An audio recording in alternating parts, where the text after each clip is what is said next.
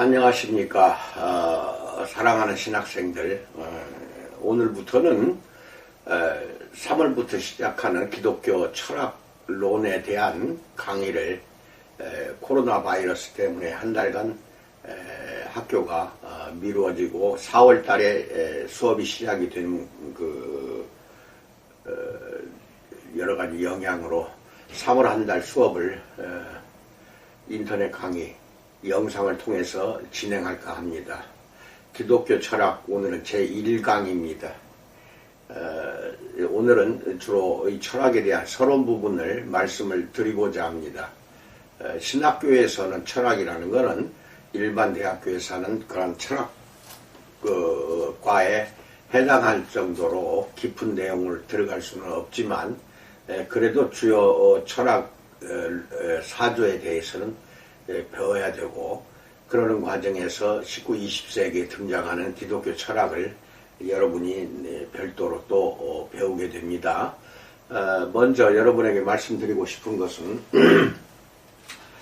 시간이 나시면은 서양 철학 이야기라는 이 책이 근간에 출간이 됐습니다.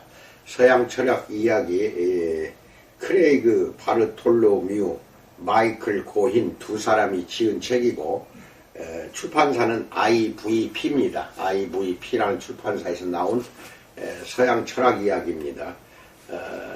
여유 있는 분들은, 이건 의무적인 것은 아닙니다.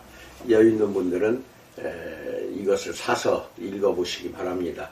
서양 철학 전체 중에 이제 기독교 철학이 따로 등장하는 것이기 때문에 이 서양 철학을 알지 못하면은 기독교 철학도 알 수가 없는 그러한 관계가 있습니다. 그래서 시간 나시면 보시고, 이 강의 책으로서는 두 가지를 여러분에게 구입하라고 해서 기독교 철학 이야기만 별도로 제가 이렇게 편집한 책이 있습니다. 이걸로 수업을 진행을 합니다. 그러면서 동시에 제가 지은 기독교 철학론 5번 이 책입니다. 이 책을 가지고 여러분 두 권의 책이죠. 기독교 철학 이야기, 기독교 철학론 5에 대한 이 두 가지 책을 주로 여러분의 강의를 1학기에 끝을 내야 되는데요. 이 두 가지 책은 이미 인쇄가 돼서 학교에 준비가 되어 있습니다. 4월달 계약하면은 받아보시게 됩니다. 그 전에 3월 한 달 동안에는 서론 부분과 함께 기독교, 서양 철학에 대한 사조를 대충 제 강의를 통해서 들으시고, 그리고 이제 나오시면 될 것 같습니다. 과제는 날마다 제출하지 않고 이것을 그 대신에 영상은 봐야 됩니다. 철학론 1번 강의니까요. 1강부터 시작해서 이 강을 쭉 들으신 다음에 마지막에 가서 과제를 출제를 할까 합니다. 오늘은 먼저 서양 철학자들의 계보에 대해서 말씀을 드리고자 합니다. 이 철학이라는 것은 서양에서 출발했습니다. 서양에서. 물론 이제 동양도 동양 철학이 나름대로 오래전에 출발을 했지만, 기독교는 이스라엘이라는 독특한 동양에서 출발한 그 종교입니다. 그런데 이 기독교가 동양에서 번진 것이 아니고 로마로 건너가서 그리스 로마에서 번져서 서양 쪽으로 번져간 다음에 서양에서 꽃을 피우고 미국으로 건너가게 되고, 미국에서 꽃이 피고 다시 우리나라로 이렇게 들어온 것이기 때문에 서양 쪽으로 건너가면은 서양 문화 문명과 함께 철학이 성행했던 그 철학이 기독교와 융합이 됩니다. 기독교 모든 영향을 받아서 철학이 태동이 되고, 그리고 이제 기독교를 벗어나서 또 철학이 또 형성이 되고, 이런 식으로 해서 전개가 되는 것이기 때문에 서양 철학을 모르면 또 안 되는 그 상황에 됐습니다. 원래는 히브리는 이게 분명히 이스라엘은 동양입니다. 그래서 동양 철학을 또 동양 사상을 알아야만이 되는 것인데, 이 부분에 대해서는 제가 기독교 철학 이야기하면서 또 강의를 해드립니다. 그래서 그런 부분을 잘 아시고, 먼저 이제 서양 철학자들 계보를 말씀드리기 전에 이 철학은 우리의 지성과 이성으로 연구하고 발달된 학문입니다. 지성, 이성, 지성이 발달돼서 이것이 철학으로 꽃을 피운 것입니다. 그런데 믿음이나 이러한 신학 분야는 지성을 뛰어넘어서 존재하는 것이기 때문에 지성을 거치지 않고도 존재할 수는 없습니다. 믿음이라는 것은 맹목적으로 믿는 그 믿음이 아니고 철학적인 그러한 기반이 된 다음에 충분히 의심도 하고 의문도 가지고 그리고 그것을 뛰어넘어서 신앙으로 즉 믿음으로 전개가 되는 것이 정확한 그러한 우리 기독교 신앙이기 때문에 철학을 공부하지 않고 기독교 즉 믿음의 삶을 살면은 깊이와 넓이가 부족하게 됩니다. 그것도 잘 알아야 되고 그래서 이 철학 부분도 거쳐가서 믿음으로 발전한다. 이런 부분을 여러분이나 나는 잘 알아야 되겠습니다. 이러한 지성을 통한 철학이 형성이 되지 않으면은 맹목적인 믿음이 될 수가 있고 또 이게 샤머니즘적인 믿음, 오늘날 여러가지 이단 사이비 종교들이 기승을 부리는 것은 이러한 철학적인 또 논리적이고 합리적이고 또 연구하는 그런 부분이 없었기 때문에 이단 사이비 종교가 횡행하는 것입니다. 그것도 여러분 잘 알고 계시기 바랍니다. 그 고대 그리스 철학자들은 먼저 아테네 철학 시대에는 소크라테스, 플라톤, 아리스토텔레스 이것을 배울 수밖에 없습니다. 이 세 사람은 주전 BC 5세기 경부터 말하자면은 활약했던 분들입니다. 그래서 이렇게 소크라테스 제자가 플라톤이고 플라톤 제자가 아리스토텔레스입니다. 그래서 요런 사람들은 이제 예수님이 태어나기 전에 존재했던 사람이기 때문에 그리스나 이렇게 로마가 먼저 철학이 융성했던 때에 예수님이 태어나신 것입니다. 그리고 이제 우리 이방 선교를 주로 했던 바울 사도 있죠. 바울 사도가 오늘날 소아시아 터키를 중심으로 교회를 세워 나가면서 예수님의 우리 복음을 전파하는데요.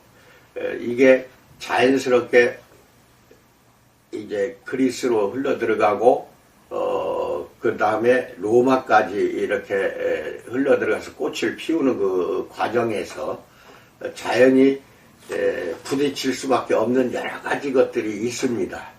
왜냐하면은 동양에서 출발한 기독교가 바울 사도를 통해서 전파는 되는 그 과정에서 사상이 틀립니다. 예루살렘과 아테네는 똑같을 수가 없습니다. 예루살렘은 예루살렘일 뿐입니다. 근데 그게 아테네, 즉 그리스를 통해서 로마로 거쳐가면서 그쪽에 발달했던 철학적인 여러 가지 사상들이 있을 거 아니겠습니까? 그것이 기독교와 대하게 됩니다. 기독교와 만나게 된다는 거죠. 만나게 되다 보니까 바울 사도가 있을 당시에도 영지주의 같은 것들이 자연스럽게 우리 교회 안으로 흘러 들어오게 되는 겁니다. 근데 그건 다 그리스 아테네 사상이거든요. 그런 부분이 왜 흘러 들어왔는가, 또 영지주의란 무엇인가, 이런 것이 알아야 됩니다. 알지 않으면 안 되는 것이 신약 성경의 바울 서신뿐만 아니라 여러 가지 서신서에 영지주의에 대해서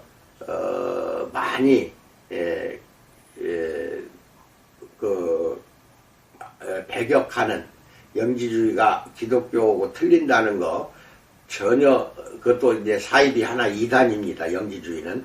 이런 것들은 그쪽의 사상, 그리스나 아테네, 로마의 사상들이 흘러 들어온 것입니다.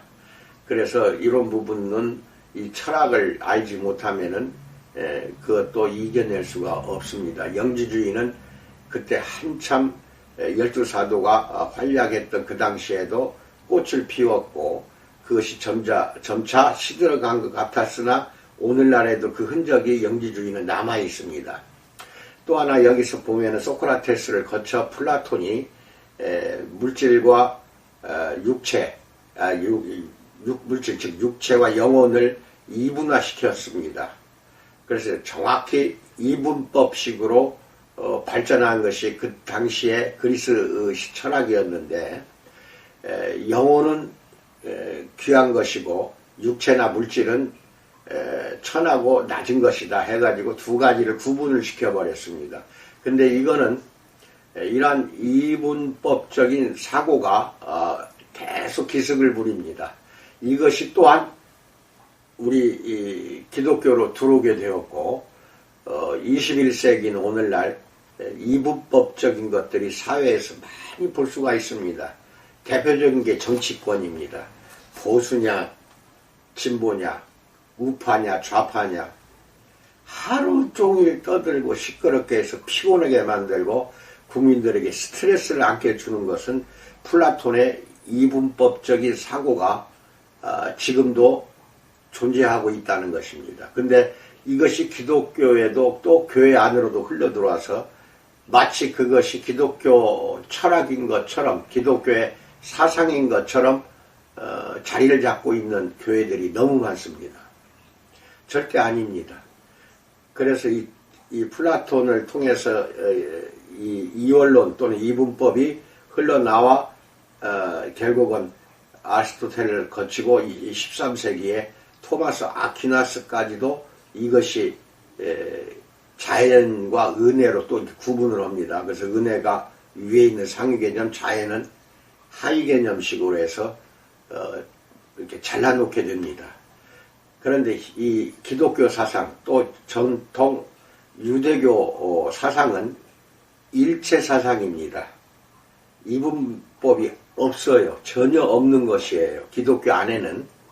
그런데 마치 이게 기독교의 영향인 것처럼 그렇게 지금 변질되어 가고 있다. 그러니까 이 철학에 대해서 모르면은 이겨낼 수가 없습니다. 그래서 우리는 이번 한 학기에서 소크라테스, 플라톤, 아리스토텔레스 이런 철학자들에서 배우게 됩니다. 배우게 되고 나아가서 이제 중세 이게 이제 고대 철학자들이라면은 중세 철학에 들어가면은 이제 교부 철학이라든지 이제 교부 철학이라면은 저 대표적인 그 교부가 아우구스티누스입니다. 어거스틴이죠. 그래서 그런 철학을 좀 알아야 됩니다. 그래서 이 교부 철학과 그 다음에 스콜라 철학 이것이 이제 중세 철학이라고 한다면은 근세 철학으로 또 이제 넘어가면은 르네상스가 이렇게 펼쳐지게 됩니다. 그러면서 종교개혁이 시작이 되고 문화가 이렇게 부흥이 되는 시기로 넘어가서 대륙에 이제 합리론적인 철학이 나타납니다.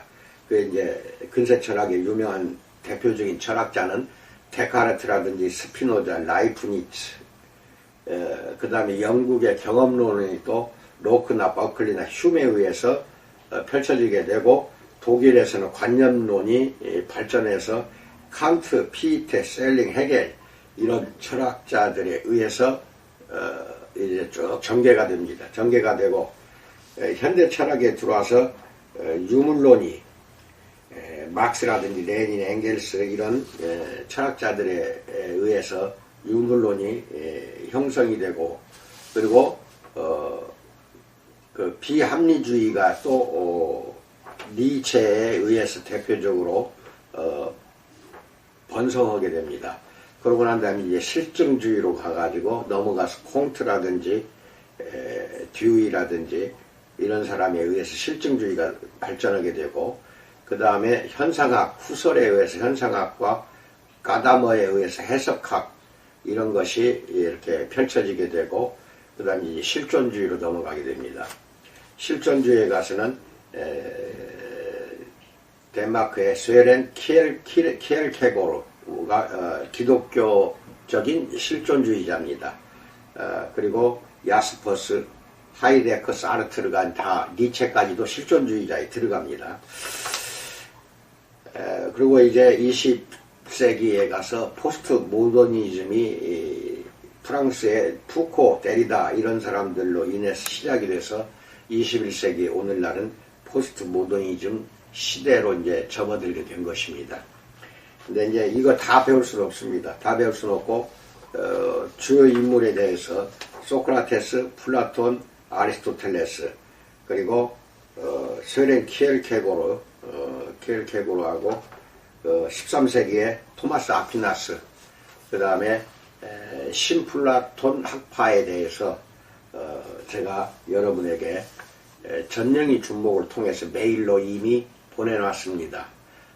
요 부분은 꼭 읽어보시고 제 강의를 들으셔야 됩니다. 오늘 이 강의를 듣고 난 다음에 전영희 준목을 통해서 받은 그 메일의 자료를 꼭 읽어보셔야 되는데요. 그 자료는 제목이 이렇게 되어 있습니다. 주요 철학자 개요. 주요 철학자 개요가 이것이 여러분에게 아마 전달이 됐을 것입니다. 여기에 방금 이야기한 그 철학자들에 관한 내용이 다 담겨져 있습니다. 담겨져 있으니까 이것은 여러분이 반드시 읽어야 됩니다. 그렇게 읽으신 다음에 여러분과 이제 강의를 하는데 읽지 않고 들으시면은 무슨 뜻인지를 모릅니다. 그 다음에 철학 분야는 아닙니다. 철학 분야는 아닌데 신약성경 27권 중에 13권을 쓴 분이 누군지 알죠? 맞습니다. 바울 사도입니다. 바울 사도의 편지를 잘 꼼꼼히 살펴보면 수사학적인 것이 너무 우리의 영혼을 울리고 심금을 울리는 그런 내용들이 많이 나옵니다. 그런 것이 그리스와 로마에서 발전한 그 수사학적인 그 글쓰기의 기교가 있지 않으면은 바울 사도 같은 그 글을 쓸 수가 없습니다. 그래서 수사학의 대표적인 신학자라면은 역시 바울 사도입니다. 근데 이 수사학은 철학 분야는 아니고요. 우리가 흔히 말하는 연설이 있죠. 웅변. 연설이라든지 웅변이 구어체라고 한다면은 그 당시에 그리스, 로마는 웅변이 엄청나게 발전했던 때입니다. 초대 교부들도 이 수사학은 다 공부를 했어요. 대표적으로 성 어거스틴 아우구스티누스죠. 이분도 역시 수사학을 공부한 사람입니다. 공부하지 않으면 또 안 됩니다.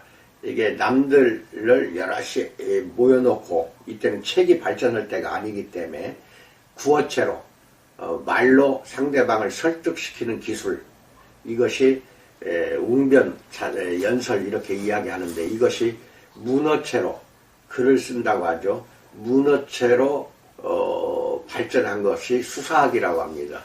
그래서 이 수사학에 대해서도 제가 그 가르치고 또 알려드릴 수 있습니다. 이 부분은 수사학은 별도로, 철학과는 별도로 알려드릴 수 있지만 여러분도 어디 인터넷이나 자료를 찾아서 수사학이 무엇인가를 잘 미리 선험적으로 공부를 좀 해 두시기 바랍니다. 제 입에서 수사학이라는 이야기들이 나오기 때문에 그렇습니다. 그래서 여러분은 저를 통해서 3월 한 달 학교에서 배워야 할 공부를 인터넷을 통해서 제1강 오늘은 철학자들의 계보나 그 개요에 대해서 또 앞으로 수업을 어떻게 할 것인가에 대해서 말씀을 드렸고 오늘 과제는 없습니다. 다만 이 영상을 보지 않으면은 내일 모레 이렇게 진행되는 그 강의를 이해를 못하는 거니까 꼭 들으시기 바랍니다. 그리고 나서 마지막에 과제를 낼 것입니다. 그 과제를 영상 안 보신 분들은 제출을 할 수가 없습니다. 꼭 영상을 시청해 주시기 바랍니다. 오늘은 여기까지입니다. 여러분의 가정과 섬기는 교회에 주님의 풍성한 복이 넘치기를 주님의 이름으로 축원드립니다. 감사합니다.